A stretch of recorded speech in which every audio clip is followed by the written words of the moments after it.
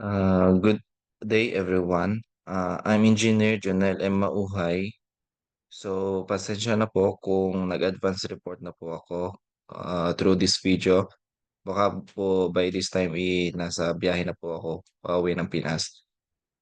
So, i-continue ko lang po ang report po namin ni Engineer Kevin Mark Randang. So, weather forecasting. To anticipate future weather patterns, meteorologists utilize historical weather data. Meteorologists can spot trends and seasonal variations by examining historical data on temperature, precipitation, wind speed, and other meteorological variables. With this data, computer models simulating the atmosphere and predicting future weather patterns are created. So for the word forecasting, dito po natin na kung kumbaga po pinipredict kung ano mga climate change, kung may mga bagyo ba or maulan or mainit, yun po. Next is traffic prediction.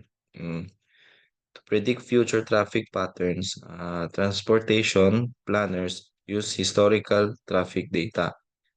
Planners are able to pinpoint peak times and traffic hotspots by examining historical traffic numbers, levels of congestions, and travel patterns.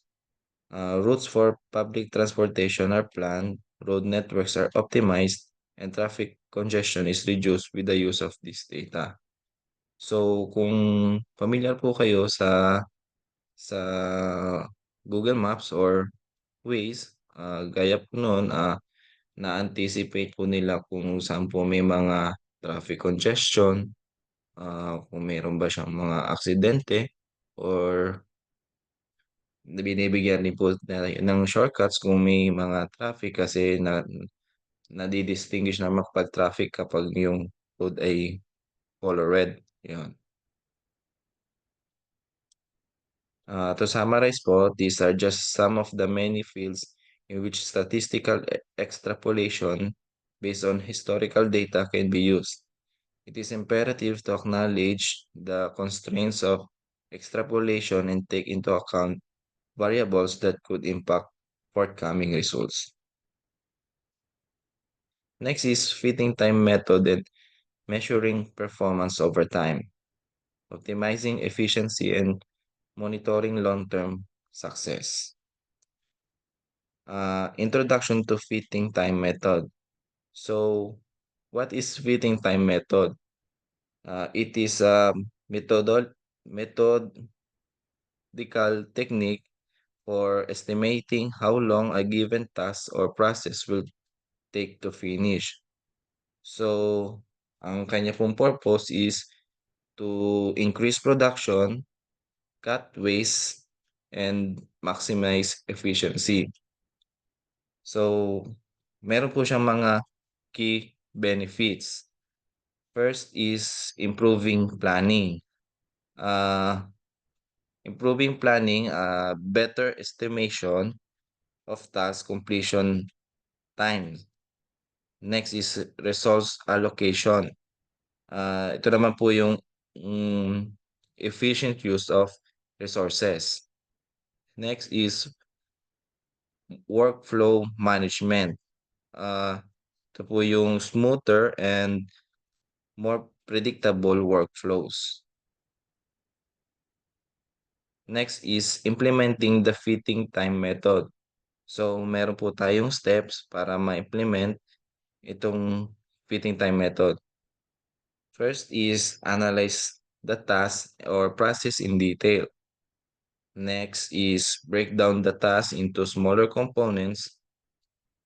Third is measure the time taken for each component.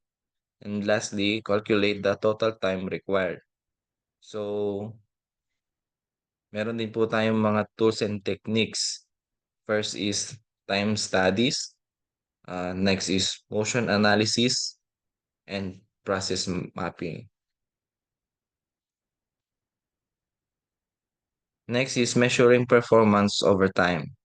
So, ano po ba ang kahalagahan nito? Ito po ay ongoing oversight guarantees continued effectiveness and advancement.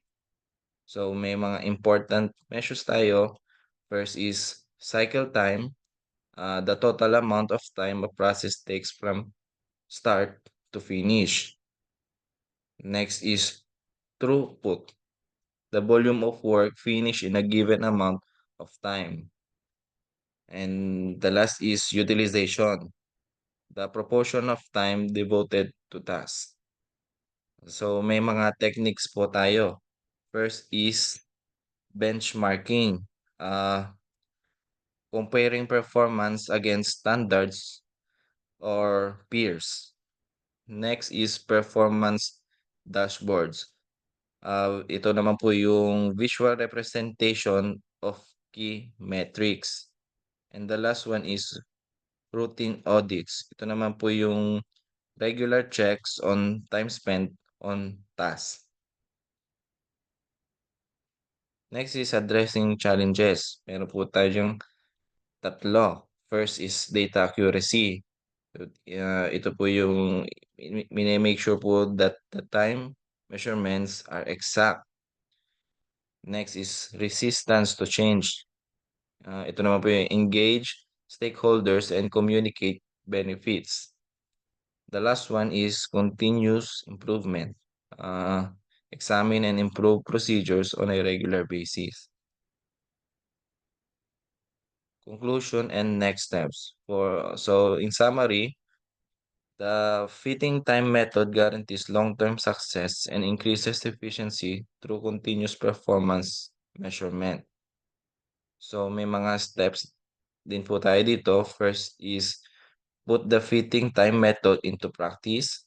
Next is put in place a mechanism for routine performance evaluation. And lastly is use data to drive improvements and make well-informed decisions. So that's all po. Thank you po.